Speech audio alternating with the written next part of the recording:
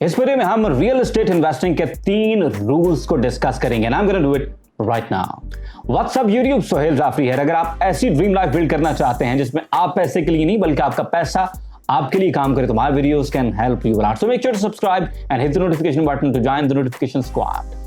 Enough with the self promotion, now back to the topic के real estate में invest करने के लिए 3 गोल्डन रूल्स कौन से हैं। देखें, तुक्का किसी का भी लग सकता है। फ्रैंकली, अगर आप एक गेम बार बार खेलते रहें तो आप उसमें अक्सर जीत भी सकते हैं, क्योंकि ये लॉ ऑफ ऑड्स ये है कि अगर आप एक ही सिक्के को बार बार उस फेयर कॉइन को अगर टॉस करते रहें तो हेड्स भी आएंगे, टेल्स भी आएंगे। यानी कि अगर आप एक ही गेम बार बार खेल रहे हैं तो आप जीत भी सकेंगे और हार भी सकते हैं। लेकिन अगर आपको वो रूल्स पता हैं जिनके साथ वो गेम खेली जाती है तो आपके जीतने के चांसेस बहुत ज्यादा बढ़ सकते हैं। इस बात की बाय द वे कोई गारंटी नहीं होती मार्केट्स में कि आप जरूर जीतेंगे, लेकिन अगर आपको रूल्स पता हैं, अगर आप उस गेम को समझते हैं, जानते हैं, आपका एक्सपीरियंस है, तो ऑफ कोर्स आपके जीतने के ऑड्स बहुत ज्यादा बढ़ जाते हैं। और इस वीडियो में आज हम ऐसे 3 रूल्स जो हैं उनको डिस्कस करेंगे जिनको अगर आप यूज करते हैं तो इंशाल्लाह आप रियल एस्टेट के अंदर बहुत बेहतर रिटर्न्स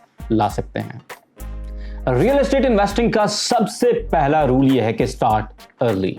अब इसके 2-3 लेवल्स हैं कि आप कैसे अर्ली स्टार्ट कर सकते हैं। एक चीज तो ये है कि आप किसी प्रोजेक्ट के अंदर अगर अर्ली स्टार्ट लेते हैं, अगर आप किसी प्रोजेक्ट के अंदर उस वक्त इन्वेस्ट करते हैं जिस वक्त प्रोजेक्ट बिल्कुल शुरू हुआ है, तो आपके जीतने के चांसेस बहुत बढ़ जाते हैं, आपके रिटर्न्स बहुत बेहतर हो सकते हैं। वॉरेन बफेट ने कहा था जी कि जब दूसरे लोग वो फियरफुल हों, डर रहे हों, खौफ खा रहे हों, उस वक्त आपको चाहिए कि आप ग्रीडी हो जाएं। उस वक्त आपने उस अपॉर्चुनिटी पर पाउंस करना है।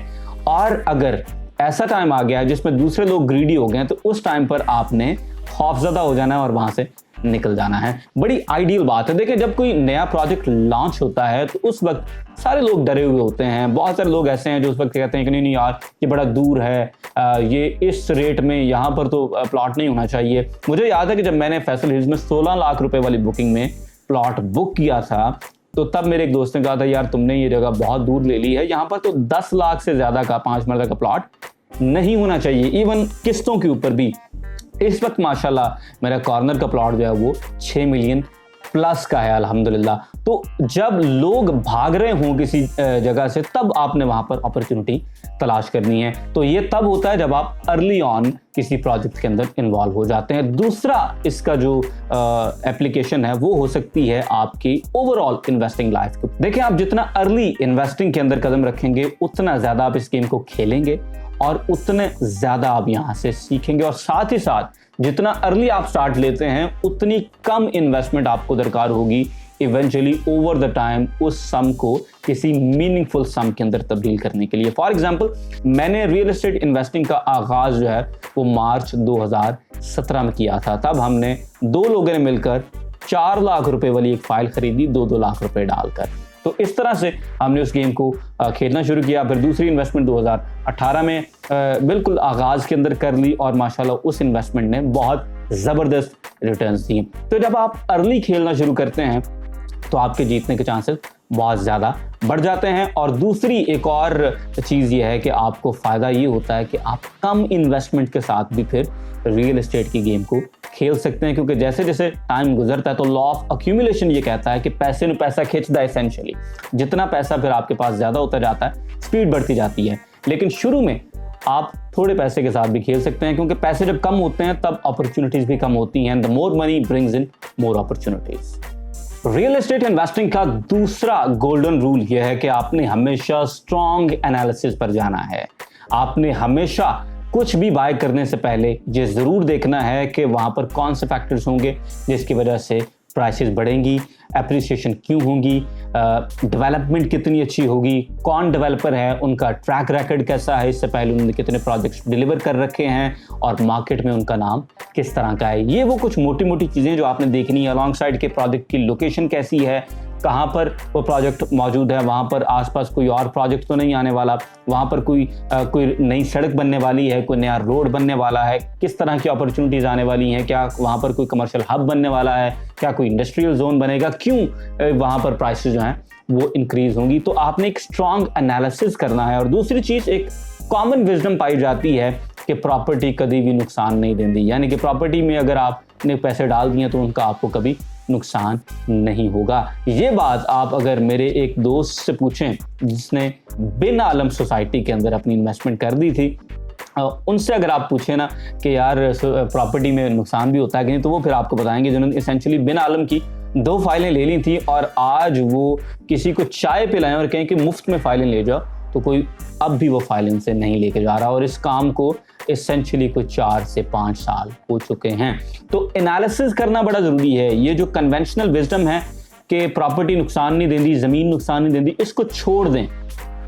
आप स्ट्रॉन्ग एनालिसिस करें, क्योंकि एक तो आपको प्रॉफिट चाहिए इन्वेस्टमेंट के ऊपर, दूसरी चीज़ आपको ये चाहिए कि वो प्रॉफिट जल्द से जल्द आना चाहिए, क्योंकि जब तक आपके पैसे किसी एक जगह पर फंसे हुए हैं, हो सकता है उसी टाइम के दौरान बहुत ज़्यादा और प्रोजेक्ट्स, बहुत ज़्यादा और अपॉर्चुनिटीज़ आएँ जो आप उन पैसों से अवेल कर सकते थे, लेकिन आपके पैसे फंसे हुए हैं तो आप कोई और अपॉर्चुनिटी भी अवेल नहीं कर सकते। एक तो आपको वहाँ से फ़ायदा नहीं हो रहा, साथ ही साथ जहाँ से फ़ायदा हो सकता था आप वहाँ पर भी इन्वेस्ट नहीं कर पा रहे हैं। तो एसेंशियली एनालिसिस करना सही बहुत ज़्यादा ज़रूरी है। तो जितना ज़्यादा बाय द वे आप इस एनालिसिस के गेम को खेलते हैं, उतना ज़्यादा आप इस पर बेहतर होते चले जाते हैं। इसकी एक एग्जांपल ये है कि हो सकता है कि अभी आपके पास बजट मौजूद ही ना हो प्रॉपर्टी के अंदर इन्वेस्ट करने के लिए, लेकिन आप कुछ प्रोजेक्ट्स पकड़ें, उनको क्लोजली वॉच करना शुरू करें, उनको क्लोजली एनालाइज करना शुरू करें कि वहाँ पर ये प्रोजेक्ट शुरू कब हुआ था, कितने में शुरू हुआ था, फिर कौन से फैक्टर्स थे जिनकी वजह से उसकी प्राइसेस बढ़ना शुरू हुई, आज प्राइसेस कहाँ पर मौजूद हैं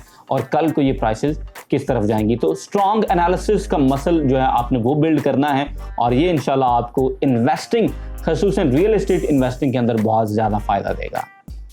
रियल एस्टेट इन्वेस्टिंग का तीसरा गोल्डन रूल ये है कि आपने पेशेंस दिखानी है। देखें, Rome was not built in a day. हर प्रोजेक्ट तकमील तक पहुंचने के लिए कुछ ना कुछ टाइम लेता है। देखें, आपने एक घर बनाना हो रहा, तो उसमें अगर आपको लगता है कि आपने 6 महीनों में बना लेना, तो उसमें आपको 8 महीने लग जाते हैं, 9 महीने लग जाते हैं, क्योंकि बहुत सारी छोटी छोटी न्यूआंसेस होती हैं, छोटे छोटे चीज़ें होती हैं जिनको कवर करना होता है। तो एक हाउसिंग प्रोजेक्ट जो है उसमें एसेंशियली बहुत ज़्यादा टाइम लगता है। फॉर एग्जांपल, अगर आप फैसल हिल्स की बात करें तो इनिशियली फैसल हिल्स में 20,000 रिहायशी प्लॉट्स थे। इतना बड़ा प्रोजेक्ट था, तो इतने बड़े प्रोजेक्ट को क्लियर करने के लिए ऑफ कोर्स बहुत ज़्यादा टाइम लगता है। आपने प्लानिंग करनी है, एनओसीज क्लियर करवाने हैं, उसके बाद इसकी मार्केटिंग करनी है, फिर डेवलपमेंट करनी है, तो बहुत लंबा काम हो जाता है। तो अगर आपने कहीं पर इन्वेस्टमेंट कर दी है और उसके बाद आप वहाँ से फ़ौरन से इन्वेस्टमेंट निकाल लें कि यार ये तो बढ़ ही नहीं रहे हैं, यार इतनी जल्दी फ़लाँ ने इतने से टाइम में तो वहाँ पर इतना प्रॉफिट ले लिया था, मुझे प्रॉफिट ही नहीं हो रहा, तो इसका क्या फ़ायदा होगा मुझे। तो इस तरह की चीज़ों में नहीं जाना। जब आपने इन्वेस्टमेंट कर लेनी है और आपने पहले स्ट्रॉन्ग एनालिसिस किया हुआ है, उसके बाद आपने इन्वेस्टमेंट कर ली है, फिर आपने टाइम लेना है, पेशेंस दिखानी है। मैंने कुछ लोगों की रिसेंटली 435 वाली फाइल में फैसल हिल्स में इन्वेस्टमेंट करवाई है और 7-1 महीनों में माशाल्लाह उन्होंने 10-10 लाख रुपए का प्रॉफिट लिया है। फॉर एग्जांपल, अगर उन्होंने 5 लाख लगाए थे तो इस वक्त माशाल्लाह उनके 5 लाख 15 लाख के अंदर तब्दील हो चुके हैं। तो मैं उन दोस्तों को अब बताता हूं कि देखें, आप माशाल्लाह बड़े लकी हैं कि आपने फैसल हिल्स में 7 महीनों में अपने पैसों को एसेंशियली ट्रिपल कर लिया। लेकिन जिस दौर में हमने फैसल हिल्स में इन्वेस्टमेंट की थी, तो हमने 2-1 साल तो प्रॉफिट की शक्ल भी नहीं देखी थी, यानी कि मार्केट की ये सूरत हाल, क्योंकि तब एनओसीज जो हैं उनके लिए अप्लाई किया हुआ था, जीटी रोड के ऊपर रास्ता नहीं था, लोगों का ट्रस्ट नहीं था फैसल हिल्स के ऊपर। इस वक्त माशाल्लाह फैसल हिल्स अब ब्रांड बन चुका था। जब मेरे इन दोस्तों ने इन्वेस्टमेंट की तो उनका रिटर्न जो है वो बड़ी जल्दी आ गए हैं। तो प्रोजेक्ट का एक लाइफ साइकिल होता है, आपने जब एनालिसिस करना है तब आपको आइडिया होगा कि प्रोजेक्ट इस वक्त लाइफ साइकिल के किस हिस्से में मौजूद है, और इस वक्त अगर आप इन्वेस्टमेंट करते हैं तो आपके जहन में कितने एक टाइम का मार्जिन होना चाहिए। तो पेशेंस जो है वो बहुत ज्यादा जरूरी है। तो ये थी हमारी आज की वीडियो के रियल एस्टेट इन्वेस्टिंग के 3 गोल्डन रूल्स कौन से हैं, इनमें से आपके लिए सबसे इंपॉर्टेंट रूल कौन सा है। आपको क्या लगता है कि कौन सा रूल इन तीनों में से सबसे ज्यादा इंपॉर्टेंट है? मुझे कमेंट सेक्शन में आपने जरूर बताना है। वीडियो अगर आपको पसंद आई है तो इसे लाइक करें, शेयर करें, and I will see you in the next one. Till then, अल्लाह हाफिज।